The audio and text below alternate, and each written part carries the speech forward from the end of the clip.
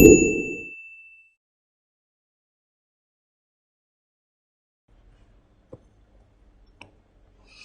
guys, hope you're safe. This is a small video on POCSO. POCSO, Protection of Children from Sexual Offences Act. Right? This was basically enacted in the year 2012, but the latest amendment was in the year 2019. To be more precise, it was in the month of July 2019. Okay? The name itself indicates the very purpose of the act. Right? Whenever you learn about POCSO, whenever you read POCSO Act, there are two things that should pop up in your mind. One, sexual offences, protection of children. Right? Because these two words, these two phrases will speak volumes and volumes. Let us discuss about that. And why you need this law? Right? Why do you need this law? If you look at the previous statistics, right, as per the NCRB data, National Crime Records Bureau data, the number of cases registered under this act for the past 3 years, right, say 2016, 17, 18, on an average, it was around 36,000 per annum, right? And I'm sure this is only the tip of iceberg. I strongly feel that there is a lot of underreporting in spite of vigilant measures, right? What is so special about this act? This act defines multiple offences which are not usually covered by IPCs. Apart from prescribing punishment for the different offences, it also emphasizes the protection of children, right? Ranging from establishing special courts for speedier trial, till the maximum period of trial, right? The child-friendly environment is being ensured at every level, at every step, making sure the child is not harassed at every level. All these things we'll be seeing in a short while. Right, fine. Okay, right. What is the basic purpose of this act? These are the wordings given in the act as such. So the very purpose is to protect the children, okay, from the offences of sexual assault, harassment and pornography, right? And to establish special courts for trial in such offences, right? Let us discuss in detail. First, this act defines who is a child, right? As per this act, a child means any person, right, below the age of 18 years. When we say any person, that includes both male child and female child as well. It is irrespective of the gender. And this definition is in line with the definition of child as per Juvenile Justice Act. Right? You know who's a juvenile, right? So a child means any person below the age of 18 years irrespective of the age. Right. Moving on to the different types of offences. There are basically 4 offences you need to learn. The first one is penetrative sexual assault. Penetrative sexual assault. Then you have sexual assault, sexual harassment and pornography. Right? So these are the 4 important terms we need to learn. First, let me describe the offences, then I'll tell you how to remember easily. Okay? So let us see the first one, penetrative sexual assault. Okay? So this is any act which involves the penetration of penis. Right? Any act which involves the penetration of penis into the vagina, anus, urethra and mouth. Okay? Or making the child to do it. Or penetration of any object. Okay? Penetration of any body parts. Any body part. Or application of mouth to vagina, anus and urethra. Or making the child to do it, or manipulating any body part of the child to cause penetration. So basically it is about penetration. It can be the penetration of penis, or it can be the penetration of object, body part or application of mouth. When you have such things, the element of penetration, we can call that as penetrative sexual assault. Then the next offense, sexual assault. When will you say it's a sexual assault? Whoever with bad intention, sexual intent, touches, this is most important word you need to know, touches the private part of a child or making the child to do it, or he does any act with sexual intent. The intent is very important. Sexual intent, which involves physical contact without any penetration, right? So basically it is about the physical contact, right? It is about the touch of private parts. When anybody touches the private parts with the intent, sexual intent, then you can call this as sexual assault. Or now they have added one more important act included in this particular offense, that is administration of any hormones or chemicals, right, for the children to attain early sexual maturity to cause penetration. Sometimes if the child is so small, they inject drugs or chemicals to cause early sexual maturity so that they can use her for penetration, right? So even that kind of act will be considered as sexual assault. The third important act is sexual harassment.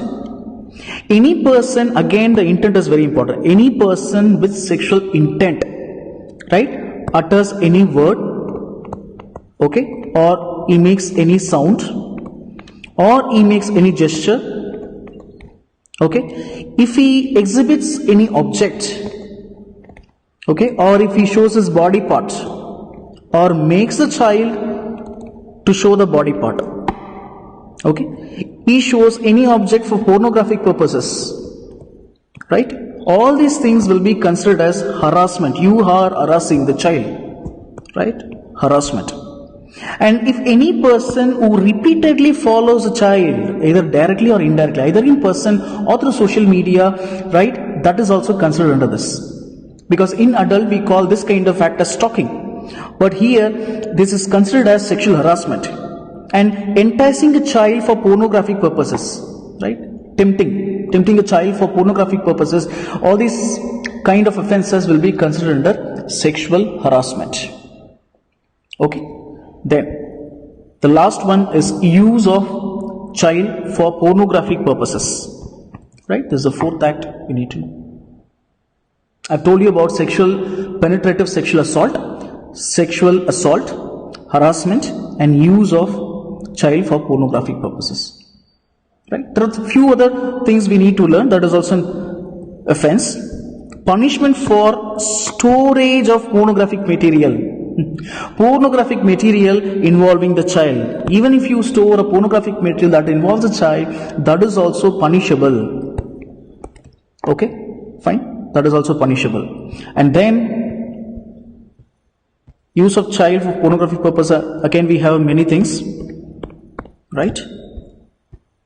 Any attempt to commit an offense, that will also punishable.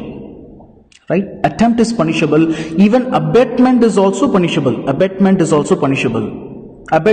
will include instigating a person to do this crime, or engaging with another person who's doing the crime, or aiding a person to do this crime. Instigation, engaging or aiding, that will be considered as abetment, and that is also punishable.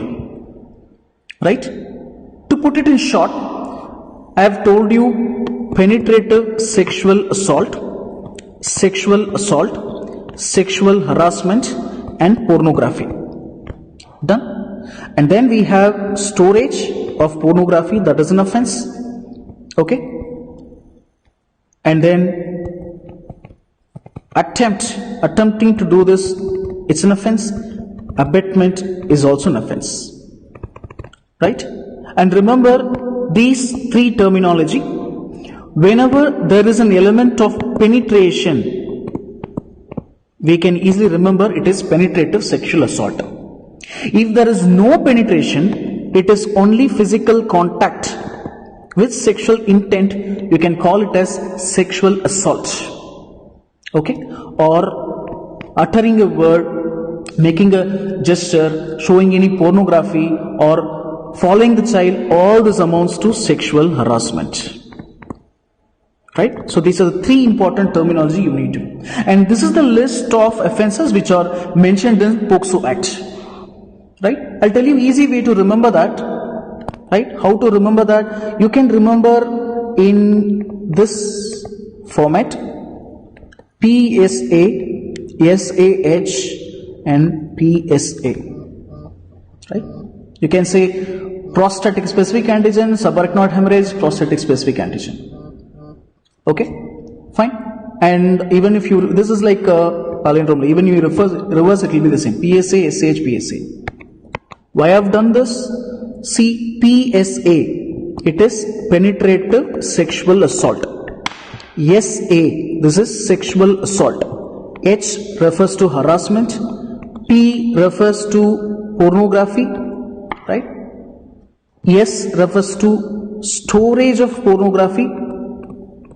And A refers to abetment or attempt. Abetment or attempt.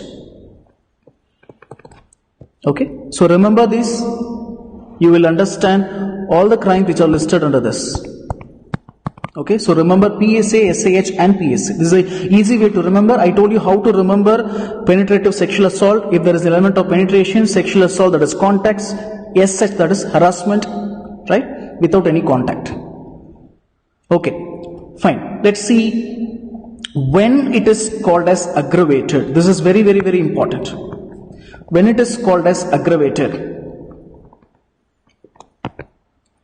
right? There are, they have given a particular conditions, like a list of conditions when these offenses will be called as aggravated assault. Right? There are 21 in number. I'll just take in the important points regarding that.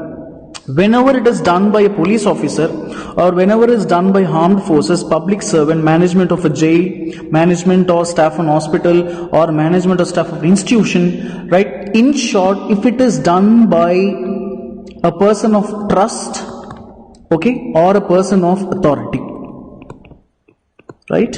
We can say it is aggravated sexual offense. Aggravated penetrative sexual assault. Aggravated sexual assault.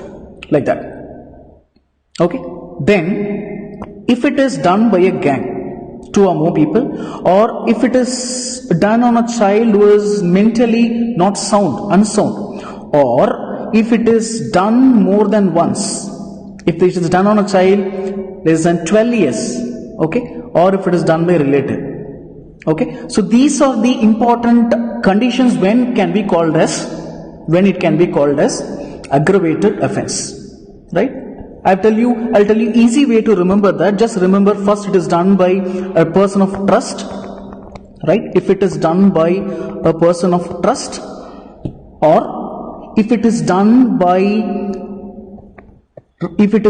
on a child repeatedly, okay, or if it is done on a child less than 12 years of age, or if it is done on an insane person, okay, or if it is done by more than 2 persons, right? So these are the important conditions when you call it as aggravated.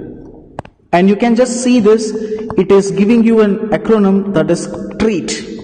Right? I've given you a mnemonic for that for easy remembrance. You can just remember TREAT. T for trust, repeatedly, age, insane, and it is done by 2 or more people. Right? You have got this question in a Central Institute exam last year. Right? They have given when it is done by a person of trust. But these are the potential MCQs which we can expect in the upcoming exams. Right? In the question they can give you a 10-year-old child. Or in the question they can give you a child who is mentally unsound, or they can give you if it is done by more than 2 or more people, right? If they give you all these keywords, then you need to select that it is aggravated. Okay, so remember this.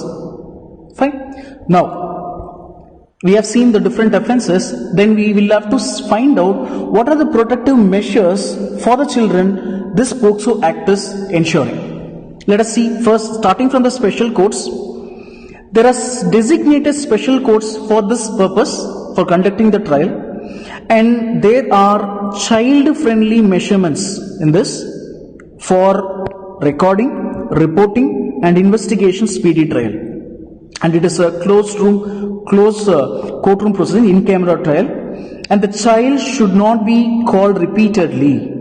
Child should not be harassed. And the time limit is 1 year. Within 1 year it has to be completed. And remember, the non-disclosure, very, very important. No person in the media should disclose the identity.